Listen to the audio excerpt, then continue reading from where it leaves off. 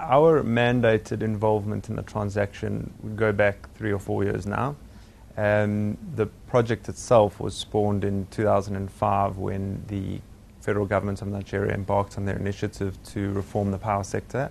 So that involved the unbundling of their state utility. Shortly after that, our project developer for the Azura-Edo project would have started work on their initiative to deliver this project in the country.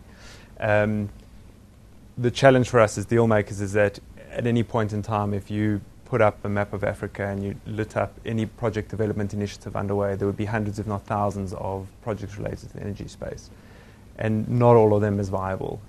So the trick is really trying to identify those projects that have the right mix of fundamentals to ultimately become a bankable transaction. So on this Azura deal, we as RMB have a fully fledged banking operation in Nigeria with infrastructure deal makers on the ground. We know the project developer. We were satisfied with their track record, and we appreciated their shortlisted potential financial investors in the project, including of which South African investors were included. So we thought there was enough there early on for us to become involved, and we were satisfied to be able to have a seat at the negotiating table and make sure that we could also influence the direction of the project, and ultimately deliver something that we could defend to our credit committees and ultimately yield a bankable transaction. Nigeria, we know, is one of the most populous countries on the continent. The chronic power shortages in Nigeria are undeniable. And depending on your source, you might say that the nameplate capacity of installed power generation in Namibia is around 10,000 megawatts. So that means the actual generation units that are on the ground and installed are more or less at about 10,000 megawatts. The available capacity, so that percentage of the nameplate capacity available for actual dispatch, is widely accepted to be around 6,000 megawatts. But if you look at the actual average generation, it's only about 3,000 megawatts. So clearly there's a great shortfall between what's actually going into the grid versus what's actually what is the demand of the end user. So it's initiatives such as the reform of the power sector and such as the delivery of the Zero Power project that we hope will make up that shortfall and ultimately facilitate economic development in Nigeria, where we know that the potential is so incredible. Most of the thermal facilities installed in Nigeria actually do run off gas. They do have a diverse energy mix. They also have certain hydropower facilities. I think in time, the effort will be to try and diversify that generation mix even further.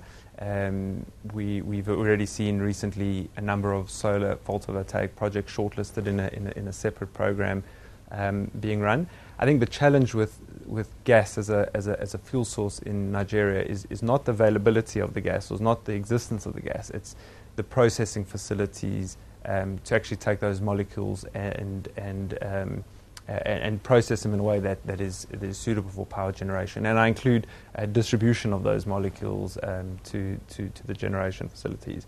So a project such as Azura would have seen a lot of emphasis also placed on that upstream infrastructure network to make sure that the gas is effectively coming out of the ground and reaching its point at the power plant. That's absolutely key. I think if you look at the project development life cycle, we have initially a project development phase. So that is where your lead developer is undertaking most of their due diligence in relation to the projects.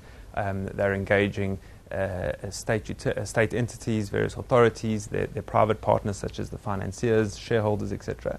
That is the development phase, and it culminates at financial close. After financial close, you enter a construction period. In the case of the Azura plant, that's about 2.5 years. The milestone being commercial operations at the completion of construction. And from commercial operations, that you then in what we call the operational phase of the project. And in the case of Azura, they have a 20-year contracted offtake agreement with the bulk energy trader. So the sole factor that will underpin whether the project gets to each of those milestones on time, on budget, etc., is the extent to which the private sector and the public sector can work together.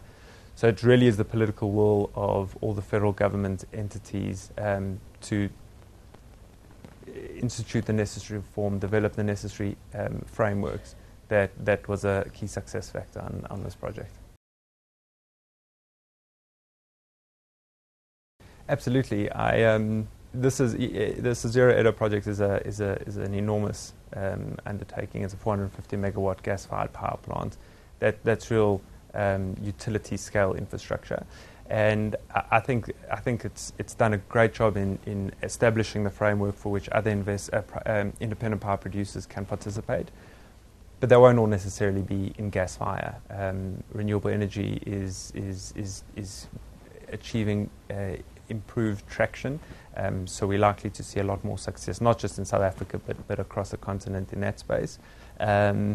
And every jurisdiction has its own unique attributes and resources. So in East Africa, geothermal, for instance, is a very popular and theme, and one that's also achieving a good traction. Other countries are quite heavily reliant on hydropower, whereas others have more traditional sources of thermal power. So each country is unique, but this theme of the private sector becoming increasingly involved in the power generation landscape is one that is becoming more and more evident.